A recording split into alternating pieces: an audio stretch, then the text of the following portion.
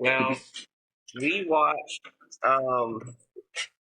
your adaptation last night, and we had so much fun watching it. It's my third time watching it now, but this is the first time watching it with my family, and it was a blast. It was. Oh, thank It's you. still just as fun. Um, so it's good seeing you again. How you been? You too. Good. Life is good. I'm here in Mississippi while before my kids completely disappear to college. It goes fast. Yeah, it does go fast. Are you still in Ocean Springs? Biloxi, actually. Biloxi, okay. Yep. That's not too awesome. far. Yeah, it's not too far for you. And Miss Caroline's got the first one. Would you rather have to escape a pyramid filled with snakes or have to escape a river with rats? I see somebody's watched Raiders and Last Crusade, perhaps, right? Is that where you got those ideas? Yes. Nice.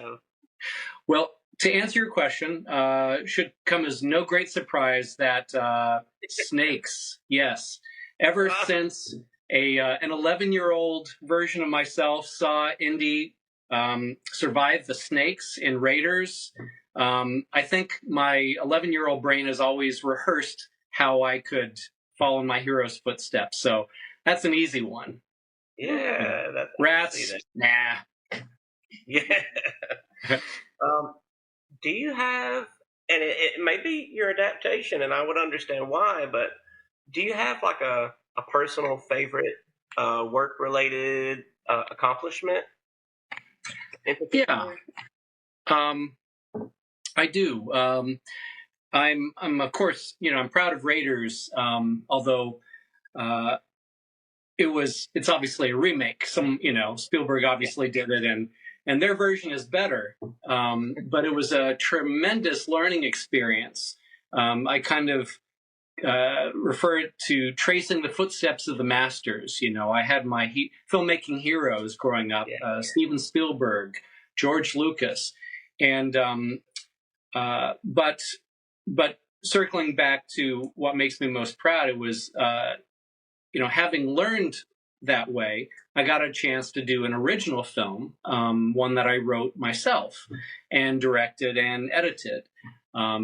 It was my senior thesis at NYU Film School called An Early Twilight, and yeah, I think I'm most proud of that because it's one thing I've learned to have your feet held to the fire and remake a really tough film, and completely different to create something that's original. So I think my film An Early Twilight I'm most proud of.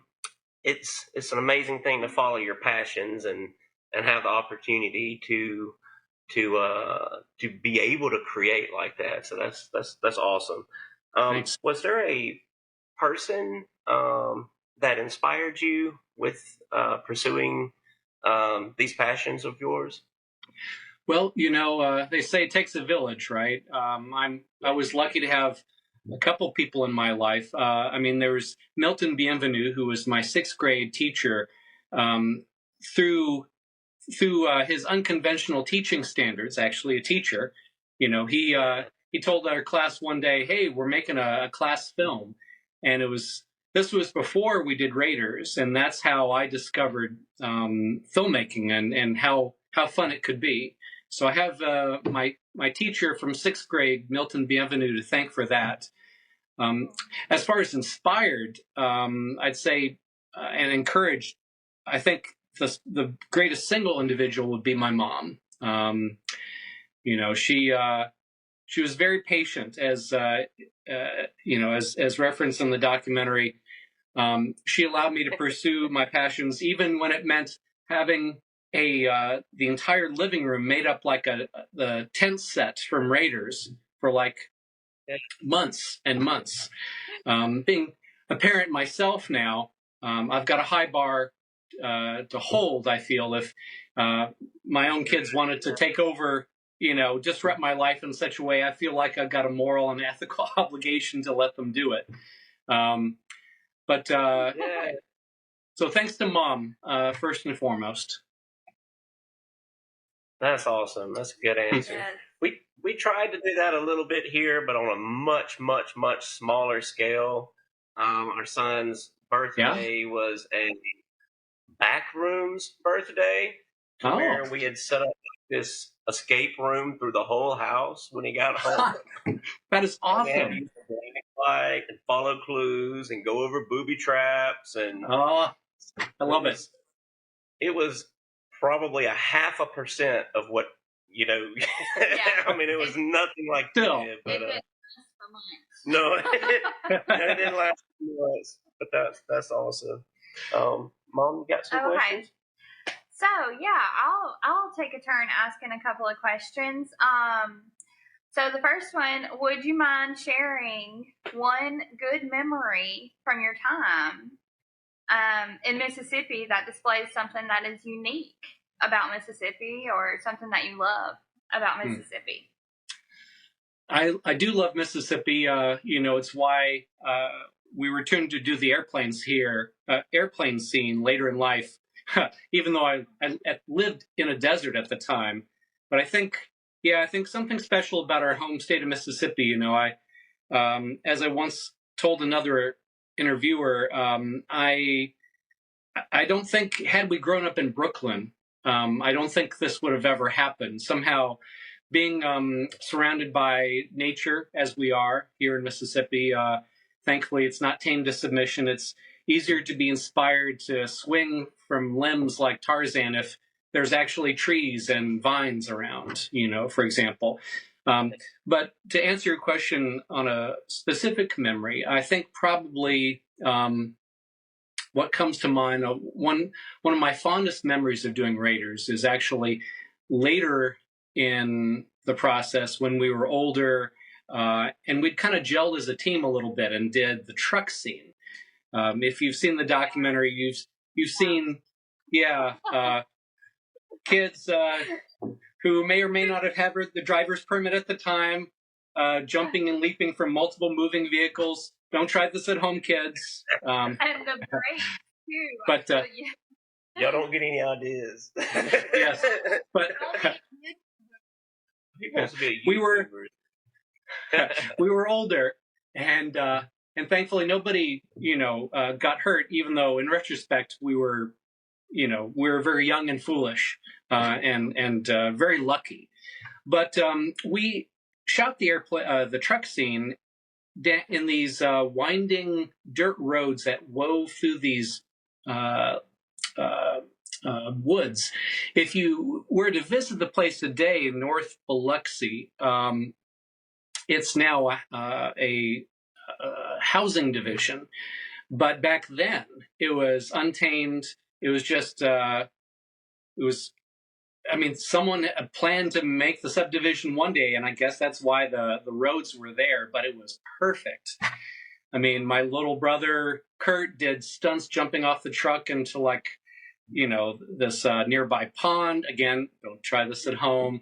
But we really, it was 2.5 weeks shooting 75 shots, and it was pretty intense, but, and we even lost a half a day when the truck got stuck in the mud, and it was a mile walking out of the woods to go back to call. But despite the discomfort, despite the pain, fond memories of that, of being able to play and be given full range. As a parent against myself, it's hard to live up to that because you worry. But from the perspective of 17-year-old Eric Zala, I was so glad that we were shooting our film in Mississippi right there and then. That's awesome. Yeah, it's a great place. My wife and I both have memories of playing out in the Mississippi woods. I think Amber's is rolling down hills and riding the bicycle everywhere she probably wasn't supposed to. Yep. For me, I remember there was a stunt woman, believe it or not. She was in Butch Cassidy and the Sundance Kid. I heard rumors that she lived across the highway from me, and I didn't believe my mom's stories. And she rode up on a motorcycle once, and I knew everyone that lived on the road, and no one had a motorcycle. And she squealed up behind us. I mean, she was a stunt woman. She rode it like a stunt woman. She took her helmet off, long blonde hair fell out, and the first words that came out of her mouth was, "Has anyone seen my monkey?" We had a monkey. Wow. And my mom had told me that, and it would swing from chandelier to chandelier in her home. And again, I didn't believe my mom, but when she showed up asking for a monkey, I believed everything my mama told me from that point on. But that's memorable. Whole summer, my cousin and I tried to find that monkey in the woods, and that was the best summer ever. Oh my God. It's just, there are not a lot of monkeys in Mississippi, but you have a lot of woods and free range sometimes, you know. That's why we used a dog, yeah. But yeah, sounds.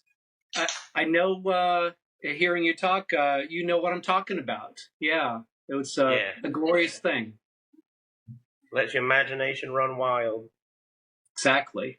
So, what advice would you give to other Mississippians about pursuing their passions? So I would say first believe in your passions. You know, whether it's doing a fan film of a shot-for-shot remake of a $22 million Spielberg film, or if it's a short story you're writing, or a song, or a play, or any kind of creative work that you're doing, it's going to be difficult. Make it for yourself, not to impress that boy or girl in class, or even to make your parents proud, but because you want to do it, because you are excited to do it, and it propels you to do things and to follow your passions that would be sometimes uncomfortable to do, like spending all your allowance on spray paint, as I did, or whatnot. You know. But all the process challenges aside, and the sacrifices that you make, you know, the biggest challenge I find is pushing out that voice of doubt that tells you this is never going to be any good. No one's going to want to see this thing. It's going to be terrible. Push that away and get on with the process of creating, and then you forget your fear and you find the joy. You know, that's one thing that I found to be true, both back in the day when I was a kid and later on, 25 years later, as an adult doing the airplane scene, is wrestling with that doubt. So as an artist, you know, it never goes away, but you become more skilled at managing it, and as I said, diving in and getting lost in the joy of creating. Yeah, that's awesome. I think Arya's got a question for you. Was there any other movie that you really liked, or if you had like the same magic as you felt when you first watched Indiana Jones? That's a great question. Magic is really the right word for it, I think. No, I love movies, and I wouldn't even say that Raiders is my favorite movie. I mean, I've spent most of my life dedicated to it. It's something else, but no, I think it was lightning in a bottle that day. You know, when I saw for the first time the giant boulder barreling down, about to crush our hero, and running in the sense of thrills and adventure and fear. It was magic. And the closest have been the sequels. But you know, even the original creators struggled to capture that magic again. And I think it is lightning in a bottle. Yeah, that's a good way to put it too. You know, so often there'll be a book or a movie, and that first one is always, you know, typically the best, and you try to recapture that magic. That's a good way to put it. I really like that. what is your take on artificial intelligence and it being used in art and in film and almost everything, even for we're both educators, even in education, it is changing the world in a lot of ways. I know that's a very broad question, but how do you feel about everything that's going on with AI and art? Certainly very timely. I think it would be, while I think it's true that there's all sorts of risks and pitfalls, I think rather than deny AI, it's here, whether we would have it or not, it's here. Better to embrace it and on how discovering how to best use this tool, because like any tool, it can be used for good or misused. But as AI can only mimic human creativity and emotion, it can't and can never really replace it. So I think let's embrace AI, but figure out where it fits in this. Yeah. I do agree with a meme that I read on the internet. I wouldn't want to watch a movie of a script that no one could have been bothered to have written. That resonates. But maybe there's ways that it can remove some of the drudgery from artists without and some way where it can enhance it. Because technology, it's always changing, starting with television was going to be, of course, in the 1950s, the death of film. And it's still here, but it's different. So, embrace change. Yeah, it's fascinating. My wife put on would you call it a symposium? Where she had a bunch of mathematicians and people, and the big questions were centered on AI, but the answers were the same from what you said, in the fact that it's good to do the menial drudgery type task, but then it still comes before a person at the end to add the creativity and to proof it and mold it into something more unique and personal. So it's like the same answer towards everything with AI. It's really interesting. I like that. So I saw, I guess, a week ago that Eli Roth I can't remember if it's a movie or a TV series on the Borderlands video game series. Yeah. And I know you used to work in video games, and we had talked about Borderlands before. Right. It's like everything's coming around in a circle there for you. Was it the Borderlands series that you worked on? Is that right? Yes, that's right. Yeah, I worked for years on Borderlands 2, the first-person shooter from Gearbox. And how strange that years later, Eli Roth, who, of course, responsible for the discovery of our Little Raiders film, that's right, yeah, is doing a movie of the game that I spent like 3 years working on. Is he following you around? I asked him that. He laughed. Because, no. But I'm thrilled. And, my own kids who are much older play it. And and one of the best things about being in video games is showing the video games that you've worked on to your kids. So it was quite a kick to tell my kids that, hey, Eli's making this game. And, I had to brag to Eli about Quinn's score playing the Psycho character in there. So anyway, life is surreal, unexpected, and has a sense of humor, it seems like. It's amazing. And I think my son, Race, had a question for you about video games. What do you think about turning video games into movies? That's a tough thing to do. And most of the time, historically, movies made from video games have been very bad. as your parents will attest, it looks like.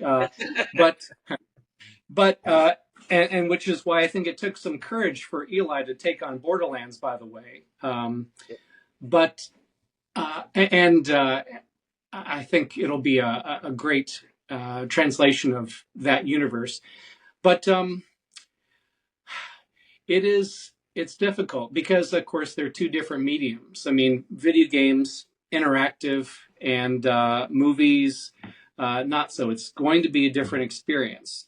I don't know that there's been a really good one to date. Perhaps Eli's Borderlands will be the first. But again, coming from the point of inspiration, most of those have been rather capitalized on the movie, as opposed to coming from a place of love. I mean, from a creative, artistic standpoint, I think if you're doing something for money, it's never going to be as good, really, as if it's something that you're genuinely excited about. So my hope is that Eli's genuine passion for Borderlands will make the difference. Time will tell. Yeah, it all comes down to that passion. And you're right, they do capitalize on fans of the video game going, and there's less passion put into it because they know people will show up. It's one of those things. There was a movie based off of a game called Uncharted that was very Indiana Jones-esque. Oh, right. Did you see that? I did not see.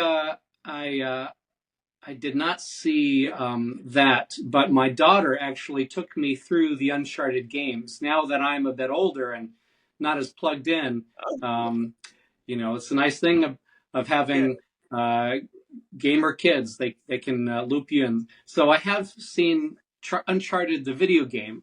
I did not see the TV, the movie. But I understand it was pretty. It tipped its hat to Indiana Jones. Its clear inspiration. Yes, absolutely. Do you have a guilty pleasure or quirk or just something that you would mind sharing with us? Just something silly. Sure. Most of my idiosyncrasies have been on the documentary, of course. But there is one thing. I mean, while the doc disclosed that before I was into doing movies, I first loved comic books and drawing my own. And drew my own comics on the hour-long bus ride. I was a big DC Comics guy, big superhero fan. At age 10, I actually rode away and joined the Superman Club and got in the mail. I'm a charter member of the Superman fan club back in 1980. Woohoo! And check this out. I actually came upon this the other day. This is my membership card. Oh, yes. It's legit. Awesome. And that's so cool. On the back is your secret code. So when you get the Superman newsletter, you can decode the secret messages. Just like in Christmas Story, right? Yeah. That's so neat. Thanks. So quirky, a bit older one, but a goodie. Yeah, that's a good one. So we have one more question for you. Do you have any other future endeavors or works that you're working on or interested in? I know it's interesting as we go through life, even myself as an educator, I'm looking for other things to be passionate about or the next thing, which this is one of them. These interviews, Mr. Zala was so wonderful to come out to my college once and speak to our students and faculty and staff and inspire them. And now, of course, you're talking with my family, and your story is so inspirational. So one of my passions is to get your message out there to inspire others and to show what wonderful Mississippians we have. But what's a passion that you have right now or something that you're looking forward to?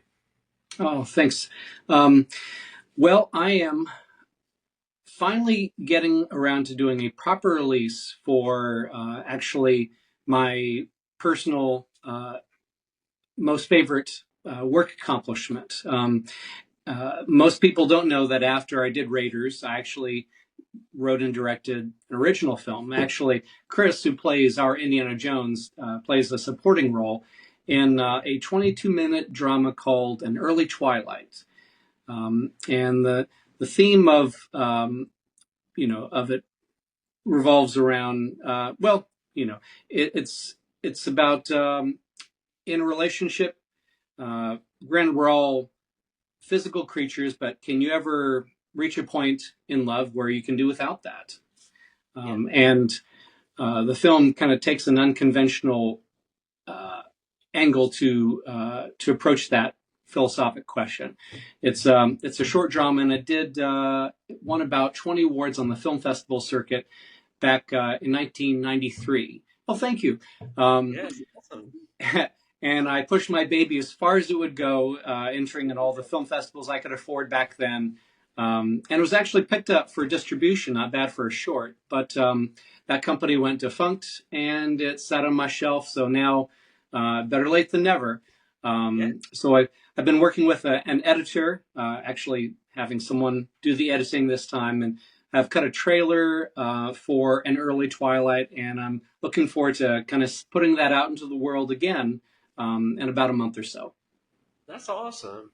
And we live in a world right now where you can share different types of films and things like that, no matter when it was created. Like, people will appreciate so much. Like, my students come up to me telling me about movies and music, and even my kids, and I think, how do you know that? How do you know about that song or that movie? And no matter if it's made today, well, with your adaptation, finding its legs years later, and then getting out into the world when Eli Roth found the tape. There's something about finding something that people really like now. So that's exciting.